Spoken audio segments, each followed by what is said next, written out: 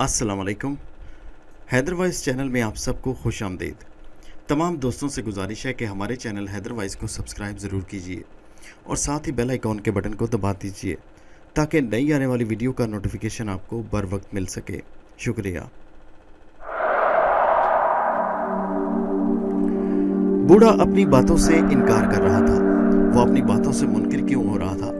क्या किसी नादीदा खतरे के एहसास से खौफजदा होकर उसने अपनी ज़ुबान पर ताले डाल लिए? असल राज क्या था? असल हकीकत क्या थी? मेरा अंदाज़ा अगर गलत नहीं तो मर्ज़ के हमले के दौरान मेरी ज़ुबान से कोई ऐसी बात निकल गई जो आपको बुरी लगी। बूढ़े ने बड़े मासूम लहजे में कहा, अगर ऐसा है तो मैं आपसे माफ़ी चाहता हूँ। अपने किसी को गाहक को नाराज़ करना मेरे असूल के ख़िलाफ़ है।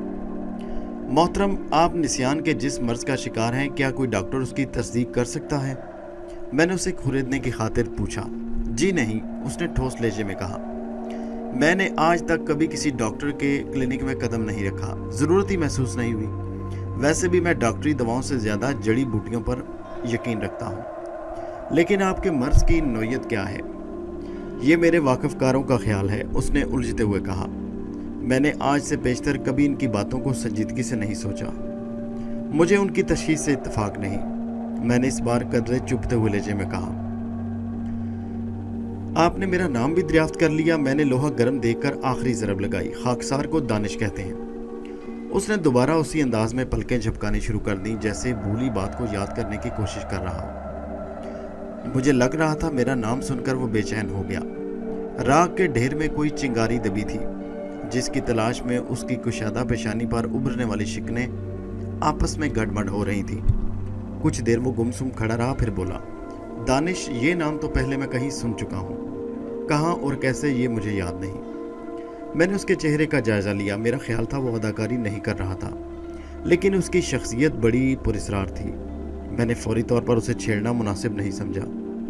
अपने ठहरने में एक रोज़ का इजाफा करके मैंने बूढ़े से दोबारा मिलने की ठानी।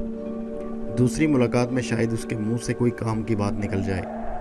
मेरी छठी इस बार बार कह रही थी कि वो मेरे वालिद के कत्ल के राज से किसी न किसी तरह वाकिफ़ है। मैंने पैकेट उठाकर रकम की अदायगी की तो उसने अजीब नज़रों से मुझे देखा। आप नाराज़ तो नहीं? मैंने कहा, नहीं भाई, मैं नाराज़ क्यों हूँ? एक बात पूछूं? उसने मेरी बेरुखी दरियाफ्त करते हुए कहा, क्या मैं वाकई सठिया गया हूँ? मैंने उसे हमदर्दी से देखते हुए कहा, आप इस ख्याल को जहन से निकाल दीजिए। कभी कभी सेहतमंद लोगों के साथ भी ऐसा हो जाता है कि उन्हें कुछ याद नहीं रहता। आप कब तक रूपनगर में रुकेंगे? उसने मेरी बात के जवाब में पूछा। मैंने कहा, मैं परसों वापस चला जाऊंगा। उसने कहा, तो गोया आपसे कल मुलाकात हो सकती है। मैंने पूछा, वो किस सिलसिले में? उसने सीधे हाथ की उंगली से अपना माथा खुजाते हुए सादगी से पूछा, ये बात तो मैं भूल गया हूँ, शायद कल याद आ जाए। मैंने जवाब में मुस्कुराकर उससे हाथ मिलाया, फिर दूसरे दिन मुलाकात का वादा करके दुकान से नीचे उतर आया। मेरे जहन में बूढ़ा एक पुरस्कार शख्सियत का मालिक था। हकीकत क्या थी? उसकी शख्सियत बड़ी अजीब सी थी। मेरे दिमाग में बार बार उसके मुतल्लिक सवाल उभरते। वो इस धागे के बारे में ज़रूर कुछ जानता था, लेकिन कोई वजह थी उसने वक्ती तौर पर ज़ुबान बंद कर ली। उसने ऐसा क्यों किया? अगर वो कोई अहम राज मुझे बताना चाहता था तो फिर उसको बता क्यों नहीं रहा था? क्या उसे किसी बात का डर था? मेरा नाम सुनकर वो चौंक क्यों पड़ा? वापसी पर मैं तमाम रास्ते बूढ़े के बारे में सोचता रहा। अपनी रिहाइश पर पहुंचकर मैंने एक दो ज़रूरी फ़ोन कॉल की, माँ जी से गुफ्तगू की, फिर लिबास बदलकर बिस्तर पर दराज हो गया। मैं बूढ़े के ख्याल को जहन से निकालना चाहता था, लेकिन उसका ख्याल मेरे दिमाग से चिमट कर रह गया। फिर उसके बारे में सोचते सोचते मैं नींद का शिकार हो गया। दोबारा मेरी आंख उस वक्त खुली जब दरवाजे पर होने वाली दस्तक ने मुझे होशियार किया।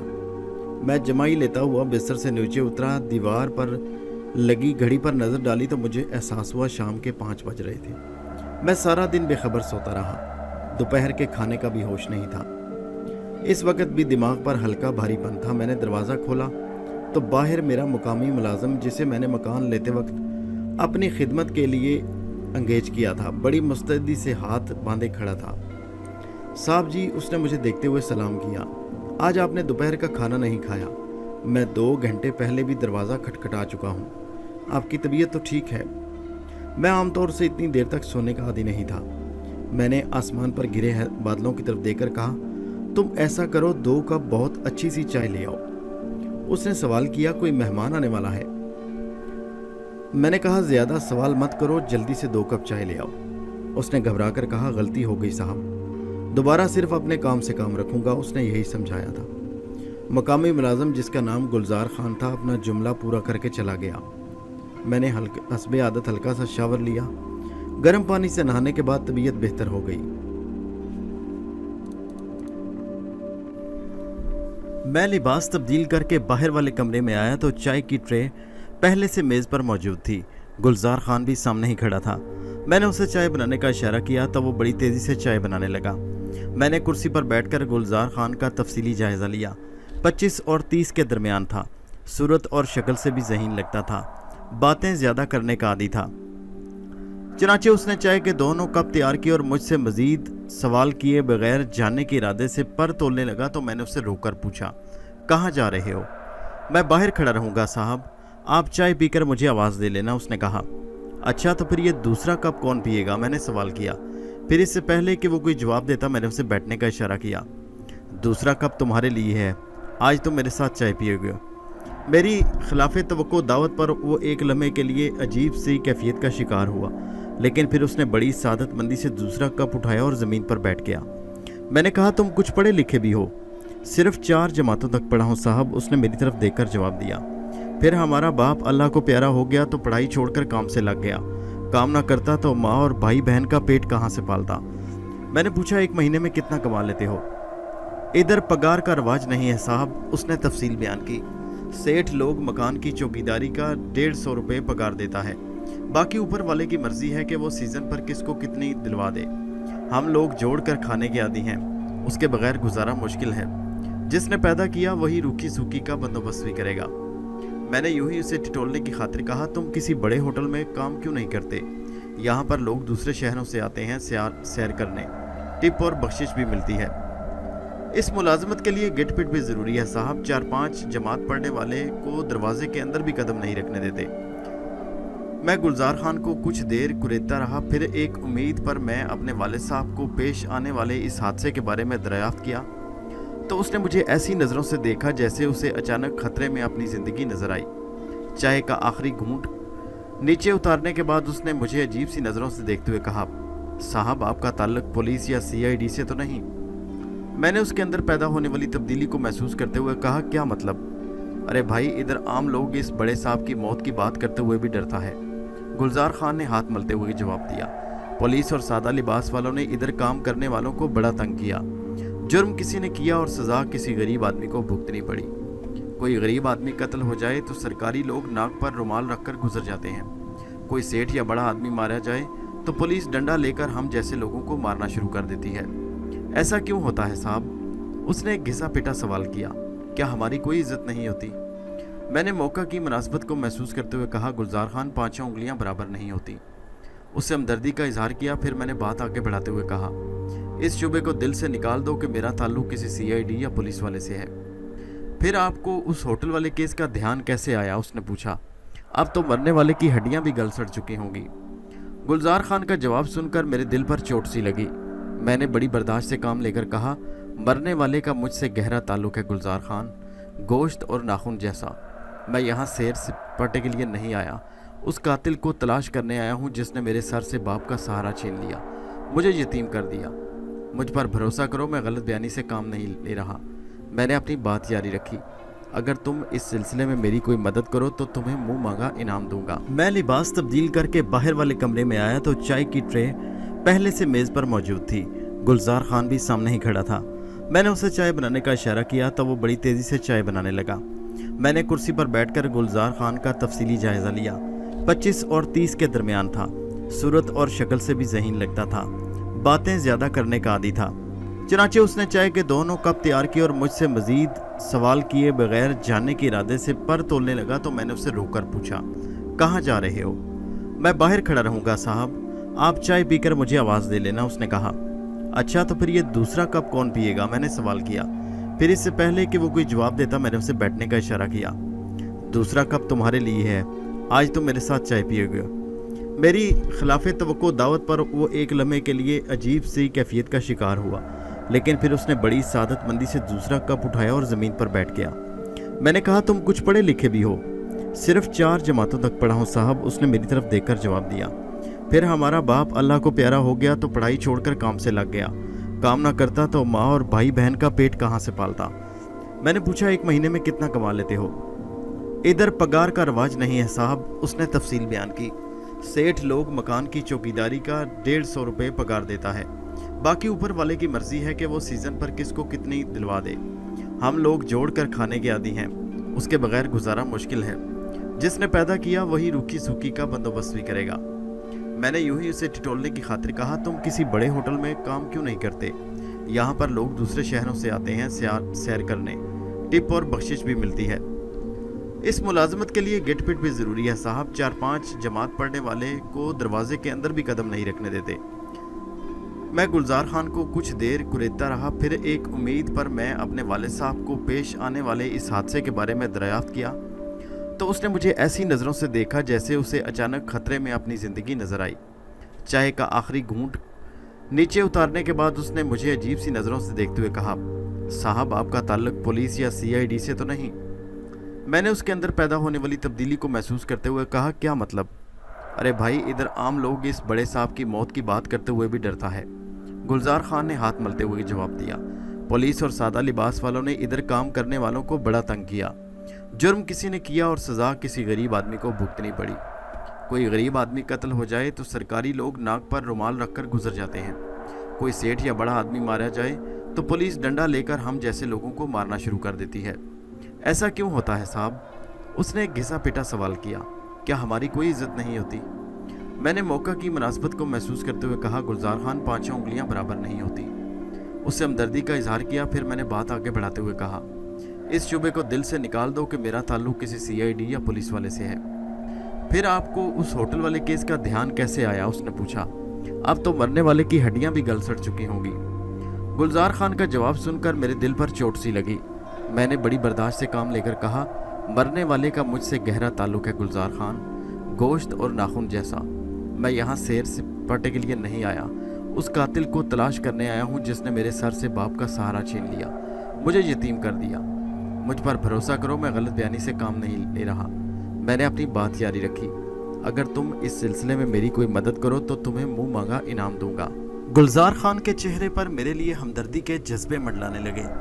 एक लम्हे तक वो मुझे दोस्ताना नज़रों से देखता रहा, फिर होंठ काटते हुए बोला, आपने इधर आने में देर कर दी साहब, वरना एक आदमी आपकी मदद कर सकता था। मेरे दिल की धड़कनें तेज़ होने लगी। मैंने कहा, कौन? वो अब कहाँ है? मुझे उसका नाम और पता बताओ, मैं उसे दुनिया के किसी भी कोने से ढूंढ निकालूंगा। वो खुदा जाने कहाँ गुम हो गया। गुलजार खान ने अपनी नफरत का इजहार करते हुए कहा, जब वारदात हुई तो वो फिजारों में घूमता फिरता नजर आ रहा था। पुलिस उसको भी पकड़ कर ले गई। सबसे ज़्यादा पिटाई उसी की हुई, लेकिन उसने ज़ुबान नहीं खोली। बाद में छूट कर आया तो बड़े यकीन से छाती ठोंक कर बोलता कि पुलिस का फरिश्ता लोग भी वारदात के बारे में कुछ नहीं कर सकता। एक बार उसने मुझे भी कहा था कि जो कच्चा धागा मरने वाले के पास मिला था वही असल फसाद की जड़ थी। क्या मतलब? मैं कच्चे धागे के हवाले पर चौंका। मेरे खून की गर्दिश तेज़ होने लगी। मतलब तो ऊपर वाला जानता है साहब, लेकिन उस बदजात ने यही कहा था कि मरने वाले का सारा खून वही कच्चा धागा पी गया। गुलजार खान ने कहा, हवालात से बरी होने के बाद वो इसी किस्म की उल्टी सीधी बातें करता। फिर कुछ दिनों बाद वो इस तरह गायब हो गया जैसे गधे के सर से सींग। उसके गुम होने के बाद पता चला कि वो हिंदू था। ये बात किस तरह मालूम हुई? मैंने पहलू बदल कर कहा। वो जिस मकान में रहता था उसके गायब होने के बाद वहाँ से छोटी छोटी मूर्तियाँ, कच्चे सूत के धागे के गोले और इसी किस्म का सामान मिला। सिंदूर और भेस बदलने का सामान भी था। क्या पुलिस को इस बारे में कुछ मालूम नहीं हुआ? मालिक मकान ने उस खुदाई ख्वार के उड़न छू होने के बाद पुलिस को आगाह किया। थाने के बड़े अफसरों ने भी पूरे रूपनगर का कोना कोना छान डाला, मगर कुछ निशान नहीं मिला। गुलजार खान मुझे तफसील से तमाम बातें बताता रहा, लेकिन मैं सिवाय इसके और नतीजा पर नहीं पहुंच सका कि मेरे वालिद की मौत में उसी आदमी का हाथ था जिसने सफली इल्म के ज़रिए उन्हें मारने का मंसूबा बनाया, और इस मंसूबे की पुष्ट पर यकीनन किसी ऐसे दुश्मन का हाथ था जो या तो वालिद साहब का कोई कारोबारी दुश्मन था या उसने किसी ज़ाती रंजिश की बिना पर उस आदमी की खिदमत हासिल की। मैंने मुख्तलिफ तरीक़ों से गुलजार खान को टिटोला, लेकिन कोई बात मालूम ना हो सकी जो असल कातिल तक मेरी रहनुमाई कर सकती। البتہ मैंने उसका हुलिया ज़रूर मालूम कर लिया और उसे जहन नशीन कर लिया। गुलजार खान के बयान के मुताबिक वो उधेड़ उम्र का एक पढ़ा लिखा आदमी था। उसका फर्जी नाम सलामत खान था, जिसकी गर्दन पर बाएं जानिब गहरे जख्म का निशान दूर से नजर आता।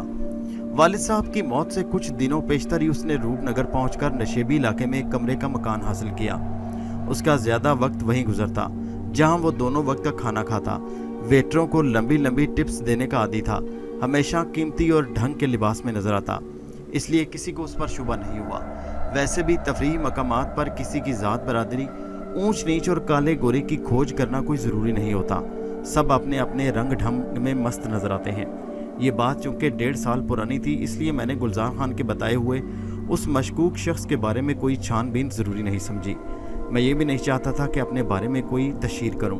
मेरी तवज्जो का मरकज़ वही बूढ़ा था जिसने मेरे दिमाग में हलचल मचा दी थी। गुलजार खान की फराम करदा इतला मेरे लिए किसी मौका पर करामत हो सकती थी। एक कप चाय की दावत के एवज़ मुझे कम से कम ये ज़रूर मालूम हो गया कि मेरे वालिद की मौत के पीछे सफली इल्म था, जिसका शुबा मेरे कुछ वाकिफकार पहले कर चुके थे। लेकिन मैं वजूहात जानने का ख्वाहिशमंद था जो इस मौत का सबब बने। गुलजार खान को मैंने एक लंबी रकम देकर ताकीद की कि वो मेरे बारे में किसी के सामने ज़ुबान ना खोले। रूपनगर में मेरी वो आखिरी रात बड़ी बेचैनी और कर्ब में गुजरी। सारी रात बिस्तर पर करवटें बदलता रहा। वालिद साहब की मौत के सारे इम्कानी पहलू मेरे जहन में उभरते रहे। एक दो ऐसे कारोबारी हरीफों के नाम भी जहन में आए जिन पर शुबा किया जा सकता था, लेकिन किसी अहम सबूत के बगैर कार्रवाई मुमकिन नहीं थी। इसके अलावा वालिद की ज़ुबानी मुझे ये भी इल्म हो चुका था कि वालिद साहब ने कभी किसी से दुश्मनी का जिक्र नहीं किया। मुझे भी कारोबार संभाले काफ़ी अरसा हो चुका था, लेकिन मैंने कभी किसी को अपना दुश्मन महसूस नहीं किया। वालिद साहब के हिंदू दोस्त भी बहुत ताउन करते थे। कभी किसी से मामूली बात पर भी कोई झगड़ा नहीं हुआ कि शक किया जाता। सुबह मेरी आंख देर से खुली। गुलजार खान ने बेदार होते ही नाश्ते का एहतमाम शुरू किया। मैंने नाश्ते से फारिग होकर कश्मीर एम्पोरियम का रुख किया। मैं खुदा से दुआ मांग रहा था कि काश बूढ़े को वो बात याद आ जाए जो कल उसके जहन से निकल गई। लेकिन कश्मीर एम्पोरियम में कदम रखते ही बूढ़े की जगह एक नौजवान को झाड़ पूंछ में देखकर मुझे झटका लगा। फिर जब मैंने नौजवान से बूढ़े के बारे में दरियाफ्त किया तो वह हैरत से मुझे घूरने लगा, जैसे मैं किसी दूसरी दुनिया की मखलूक हूँ। मैंने पूछा, क्या बात है, आप मुझे इस तरह घूर क्यों रहे हैं? मेरा ख्याल है जनाब कि आप गलती से कश्मीर एम्पोरियम में आ गए हैं, उसने रूखे अंदाज में कहा। मेरे भाई, यहाँ पर किसी बूढ़े का कोई वजूद नहीं। जब से ये दुकान कायम हुई है मैं बिला शिरकत गैरे इसका मालिक हूँ। मैंने कभी किसी मुलाजिम की भी ज़रूरत महसूस नहीं की। लेकिन हो सकता है आप अपनी मतलूबा दुकान भूल गए हों। वो मेरा जुमला काट कर बेरुखी से बोला, बाजार का एक चक्कर लगा लें, शायद आपकी गलतफहमी दूर हो जाए। मुमकिन है आप दुरुस्त फरमा रहे हों, लेकिन मेरी यादाश्त इतनी भी कमज़ोर नहीं जितनी आप समझ रहे हैं। मैंने उसे यकीन दिलाने की कोशिश की।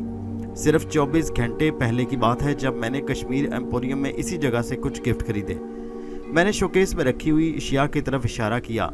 वहाँ मौजूद दूसरी शतरंज और सिगार के डब्बे का हवाला दिया तो वो मुस्कुराकर बोला, इस किस्म के आइटम और दुकानों पर भी मिलते हैं। कश्मीर एम्पोरियम से मिलते जुलते और भी कई नाम आपको यहाँ नजर आएंगे। लेकिन जनाब, मैं पूरे यकीन से कहता हूँ मैंने गुज़श्ता रोज़ इसी दुकान से खरीदारी की थी। मैंने चिल्लाकर जवाब दिया तो मुस्कुराहट उसके होठों पर फैल गई। मोहतरम, आप एक गलत बात पर बिला वजह इसरार कर रहे हैं, उसने कहा। आपकी इतला के लिए अर्ज़ है कि घरेलू तकरीब की वजह से गुज़श्ता 2 दिन से ये दुकान बंद थी। आप अपनी तसल्ली की खातिर पड़ोस के दुकानदारों से तस्दीक कर सकते हैं। उसका जवाब सुनकर मैं चकरा गया। बूढ़े की शख्सियत मेरे लिए और पुरस्रार बन गई। मैं इस हैरत अंगेज सूरत हाल से दो चार था जब नौजवान ने मेरे चेहरे के तासुरात और मेरी जहनी कैफियत का अंदाज़ा लगाते हुए पहली बार महज़ब अंदाज में मुझसे कहा, आप परेशान ना हो। अक्सर ऐसा होता है कि किसी यकसानियत की वजह से भूल चूक हो जाती है। आप मुझे उस बूढ़े आदमी का हुलिया बताएं तो मैं आपकी कोई मदद कर सकूं। मैं नौजवान की बात सुनकर और दिल मिला गया। मुझे यकीन था कि वो किसी वजह से मेरा मजाक उड़ाने की कोशिश कर रहा है। शायद वो समझ रहा था कि मैं ख़रीदी चीज़ें वापस करना चाहता हूँ, या उसके किसी नुक्स की निशानदेही थी। वो डिठाई और तजाहिल अरफाना से काम लेकर मुझे टालने के बहाने तराश रहा था। लेकिन जब मैंने अपने गुस्से पर काबू पाते हुए बूढ़े का हुलिया बयान किया तो वो हैरत से आंखें फाड़कर घूरने लगा, जैसे उसे मेरे सही होने पर शुबा हो। मैंने जहर खंत लहजे में पूछा, क्या हुआ? क्या आपको अभी भी मेरी कोई रहनुमाई नहीं करेंगे? उसने मुझे नफरत से घूरा। कौन हो तुम? क्यों मेरे जख्म कुरेदने की कोशिश कर रहे हो? मैंने संजीदगी से पूछा, क्या भाई, क्या हुआ तुम्हें? क्या तुम उस बूढ़े? फजूल बातें मत करो, नौजवान ने गुस्से से कहा। अगर मेरे वालिद के ज़ुम्मे तुम्हारे कोई रकम वाजिबुल अदा है तो मुझे बताओ, मैं अदा करने को तैयार हूँ। गड़े मुर्दे उखेड़ने से तुम्हें क्या मिलेगा?